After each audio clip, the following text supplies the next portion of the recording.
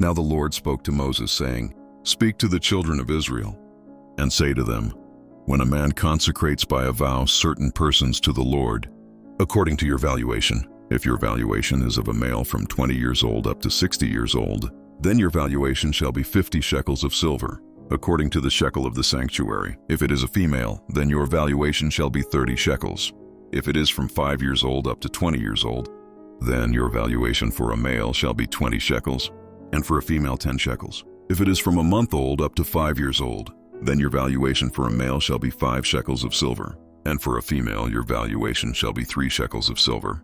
And if it is from 60 years old and above, if it is a male, then your valuation shall be 15 shekels, and for a female 10 shekels. But if he is too poor to pay your valuation, then he shall present himself before the priest, and the priest shall set a value for him. According to the ability of him who vowed, the priest shall value him. If it is an animal that men may bring as an offering to the Lord, all that any man gives of such to the Lord shall be holy. He shall not substitute it or exchange it, a good for a bad or a bad for a good. And if he at all exchanges animal for animal, then both it and the one exchanged for it shall be holy. If it is any unclean animal which they do not offer as a sacrifice to the Lord, then he shall present the animal before the priest, and the priest shall value it whether it is good or bad. As you, the priest, value it, so it shall be. But if he wants to redeem it, then he must add 1/5 to your valuation. And when a man dedicates his house to be holy to the Lord, then the priest shall value it whether it is good or bad. As the priest values it, so it shall stand. If he who dedicated it wants to redeem his house, then he must add 1/5 of the money of your valuation to it, and it shall be his. If a man dedicates to the Lord part of a field of his possession, then your valuation shall be according to the seed for it. A homer of barley seed shall be valued at 50 shekels of silver. If he dedicates his field from the year of Jubilee, according to your valuation it shall stand. But if he dedicates his field after the Jubilee, then the priest shall reckon to him the money due according to the years that remain till the year of Jubilee, and it shall be deducted from your valuation. And if he who dedicates the field ever wishes to redeem it, then he must add 1/5 of the money of your valuation to it, and it shall belong to him. But if he does not want to redeem the field, or if he has sold the field to another man, it shall not be redeemed anymore. But the field, when it is released in the Jubilee, shall be holy to the Lord as a devoted field. It shall be the possession of the priest. And if a man dedicates to the Lord a field which he has bought, which is not the field of his possession, then the priest shall reckon to him the worth of your valuation, up to the year of Jubilee, and he shall give your valuation on that day as a holy offering to the Lord. In the year of Jubilee the field shall return to him from whom it was bought, to the one who owned the land as a possession. And all your valuations shall be according to the shekel of the sanctuary, 20 gerahs to the shekel. But the firstborn of the animals, which should be the Lord's firstborn, no man shall dedicate. Whether it is an ox or a sheep, it is the Lord's. And if it is an unclean animal, then he shall redeem it according to your valuation, and add 1/5 to it. Or if it is not redeemed, then it shall be sold according to your valuation. Nevertheless, no devoted offering that a man may devote to the Lord of all that he has, both man and beast, or the field of his possession, shall be sold or redeemed. Every devoted offering is most holy to the Lord. No person under the ban, who may become doomed to destruction among men, shall be redeemed, but shall surely be put to death.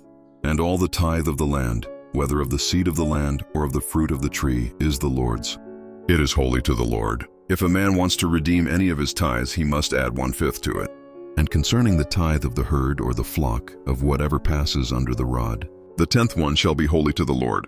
He shall not inquire whether it is good or bad, nor shall he exchange it. And if he exchanges it at all, then both it and the one exchanged for it shall be holy. It shall not be redeemed. These are the commandments which the Lord commanded Moses for the children of Israel on Mount Sinai. The Lord spoke to Moses in the tent of meeting in the desert of Sinai, on the first day of the 2nd month of the 2nd year after the Israelites came out of Egypt. He said, "Take a census of the whole Israelite community by their clans and families, listing every man by name one by one. You and Aaron are to count according to their divisions all the men in Israel who are 20 years old or more and able to serve in the army. These are the men who are to assist you: from Reuben, Eliezer son of Shadur; from Simeon, Shelumiel son of Zurishaddai; from Judah, Nahshon son of Amminadab; from Issachar, Nethanel son of Zuar; From Zebulun, Eliab son of Helon. From the sons of Joseph. From Ephraim, Elishama son of Ammihud. From Manasseh, Gamaliel son of Pedazur. From Benjamin, Abidan son of Gideoni. From Dan, Ahiezer son of Ammishaddai. From Asher, Pagiel son of Okran. From Gad, Eliasaph son of Duel. From Naphtali, Ahira son of Enan. These were the men chosen from the community, the leaders of their ancestral tribes. They were the heads of the clans of Israel. Moses and Aaron took these men whose names had been specified, and they called the whole community together on the first day of the second month. The people indicated their ancestry by their clans and families, and the men 20 years old or more were listed by name, one by one as the Lord commanded Moses. And so he counted them in the desert of Sinai. From the descendants of Reuben, the firstborn son of Israel, all the men 20 years old or more who were able to serve in the army were listed by name, one by one, according to the records of their clans and families. Of the tribe of Zebulun, their generations by their families, by the house of their fathers, according to the number of the names, from 20 years old and upward, all that were able to go forth to war. Those that were numbered of them, even of the tribe of Zebulun, were 57,400. Of the children of Joseph, namely of the children of Ephraim, by their generations, after their families, by the house of their fathers, according to the number of the names, from 20 years old and upward, all that were able to go forth to war.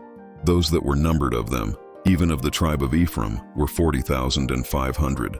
Of the children of Manasseh, by their generations, after their families, by the house of their fathers, according to the number of the names, from 20 years old and upward, all that were able to go forth to war. Those that were numbered of them, even of the tribe of Manasseh, were 32,200. Of the children of Benjamin, by their generations, after their families, by the house of their fathers, according to the number of the names, from 20 years old and upward, all that were able to go forth to war. Those that were numbered of them, even of the tribe of Benjamin, were 35,400.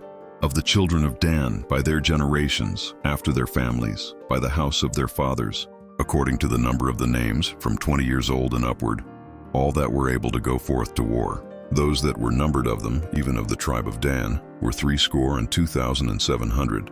Of the children of Asher, by their generations, after their families, by the house of their fathers, according to the number of the names, from 20 years old and upward, all that were able to go forth to war.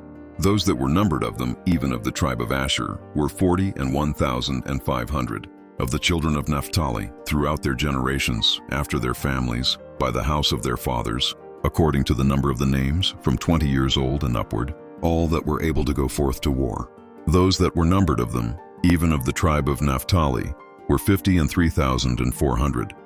These are those which were numbered, which Moses and Aaron numbered. And the princes of Israel, being 12 men, each one was for the house of his fathers. So were all those that were numbered of the children of Israel, by the house of their fathers, from 20 years old and upward, all that were able to go forth to war in Israel. Even all they that were numbered were 600,000 and 3,550. But the Levites after the tribe of their fathers were not numbered among them.